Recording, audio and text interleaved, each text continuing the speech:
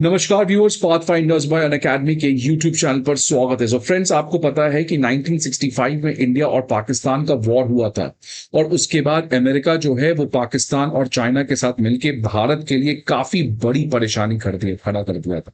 और उसी के बाद लाल बहादुर शास्त्री जी ने कहा था जय जवान जय किसान। और उसी के बाद भारत में स्टार्ट होता है 1967 के बाद ग्रीन रिवॉल्यूशन, जो भारत को एक बेगिंग बोल वाले कंडीशन से वर्ल्ड का one of the largest agricultural producer वाला कंट्री में ट्रांसफॉर्म किया था। So friends, green revolution was incredible. लेकिन एक चीज जहां पर भारत अभी तक फोकस नहीं कर पाया था वो था जय जवान, कि कैसे भारत की डिफेंस को और ज्यादा हम मजबूत बना सके। क्योंकि भारत फूड सिक्योरिटी या कोई भी सिक्योरिटी को तभी अचीव कर सकता है जब तक भारत के पास एक नेशनल सिक्योरिटी रहे। आज तक इतनी ज्यादा चैलेंजेस भारत को नहीं हुई थी जितनी आज है। एक तरफ टू फ्रंट का डिलेमा है चाइना पाकिस्तान का, अमेरिका जैसा कंट्री काफी अनप्रेडिक्टेबल है और रशिया खुद अपने वॉर में इन्वॉल्व है। ऑपरेशन सिंदूर में ये सारी चीजें हमें समझ में आई। और अब फ्रेंड, जिस तरीके से भारत एक नए रिवॉल्यूशन की तरफ बढ़ रहा है जिसको डिफेंस रिवॉल्यूशन कहते हैं, तो वो ऑब्वियसली लाल बहादुर शास्त्री का जो स्लोगन था जय जवान जय किसान, इसको फुलफिल करने में काफी ज्यादा मदद करेगा।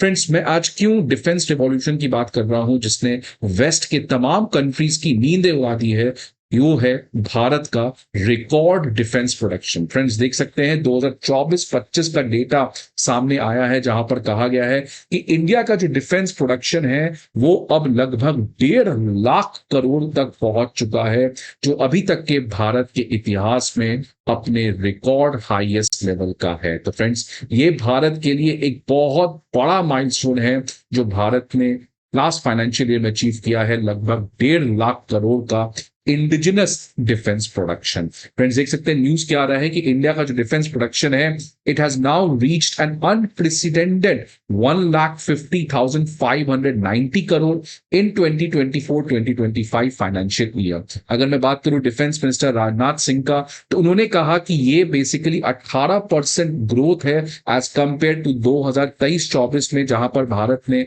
1.27 लाख करोड़ का डिफेंस प्रोडक्शन किया है।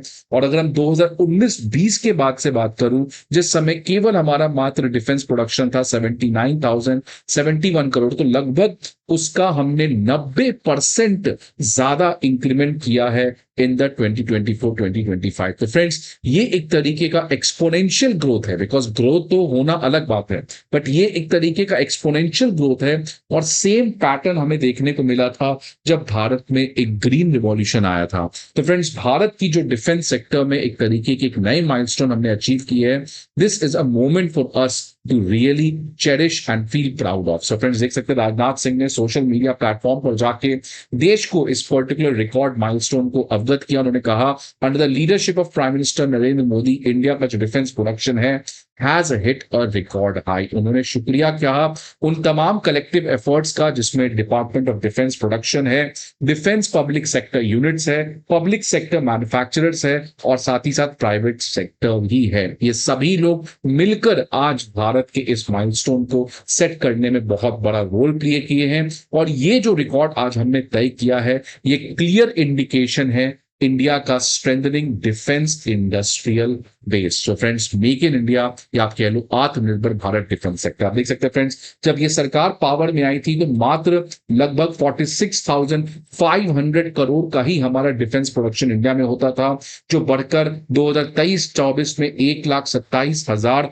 करोड़ का हुआ और अब ये और बढ़कर 1.5 लाख करोड़ का आपको हो चुका है। तो फ्रेंड्स, देख सकते हैं यहां से यहां तक का सफर ये कोई आसान सफर नहीं रहा है, ये बहुत ही बड़ा सक्सेस है जो भारत ने अचीव किया है। और जिस तरीके से हम बढ़ रहे हैं आगे, तो भारत अपना अगला टारगेट 2029 का, जब हमें 3 लाख करोड़ का डिफेंस प्रोडक्शन करना है, इसको भी काफी आसानी से अचीव कर लेगा। तो फ्रेंड्स, ये भारत का जिस तरीके का विकसित भारत के जर्नी में डिफेंस सेक्टर का आगे बढ़ना है, ये भारत के लिए एक बहुत बड़ी उपलब्धि है। फ्रेंड्स, डीआरडीओ के chairman doctor Samir V Kamat भी इस पर्टिकुलर इंसिडेंट के बाद उन्होंने कहा that this is a proud moment for all the Indians, it's a reflection of the strength of our research and development and production in the defense domain. I am sure going ahead this number will keep increasing. और obviously friends 3 lakh crore का जो target है ये हम obviously achieve करने वाले हैं। अगर बात करें फ्रेंड्स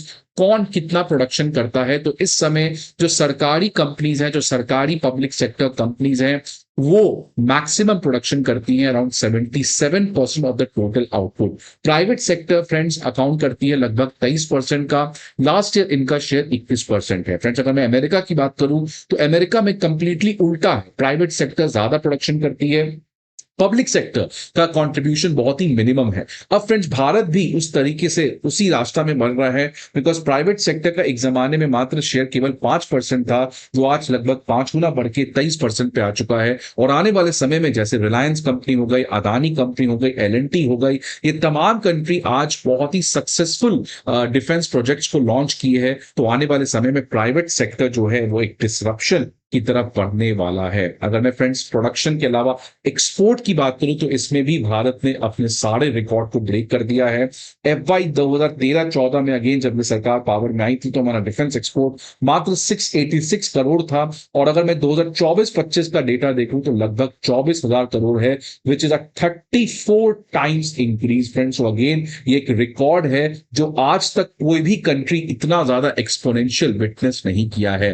अगेन 2029 तक का हमारा टारगेट है फ्रेंड्स कि हम अपने डिफेंस एक्सपोर्ट को 50,000 करोड़ पे ले जाएं, एंड बाय 2047 जब इंडिया एक विकसित भारत बन जाएगा तो India one of the world's largest defence exporter बन जाएगा। तो एक भारत जो हमेशा से हर चीज के लिए इम्पोर्ट डिपेंडेंट था, अब आने वाले समय में भारत जो है वो वर्ल्ड में डिफेंस एक्सपोर्टर का एक बहुत बड़ा प्लेयर बन सकता है। डीआरडीओ के चेयरमैन ने कहा फ्रेंड्स कि भारत बहुत ही ज्यादा कॉन्फिडेंट है कि हम इस 50,000 करोड़ के डिफेंस एक्सपोर्ट टारगेट को 2028-29 तक अचीव कर लेंगे। और फ्रेंड्स ऑपरेशन सिंदूर में सबसे पहली बार भारत का यही जो साइलेंट रिवॉल्यूशन आया है, ये दुनिया को दिखा कि कैसे हमने पाकिस्तान के उन तमाम डिफेंस इंफ्रास्ट्रक्चर जो उसने चाइना से सस्ते दाम पे खरीदे थे, उन सभी को हमने डिस्ट्रॉय कर दिया। इवन कोई भी मिसाइल भारत के ऊपर अटैक करने में सक्सेसफुल नहीं रहा।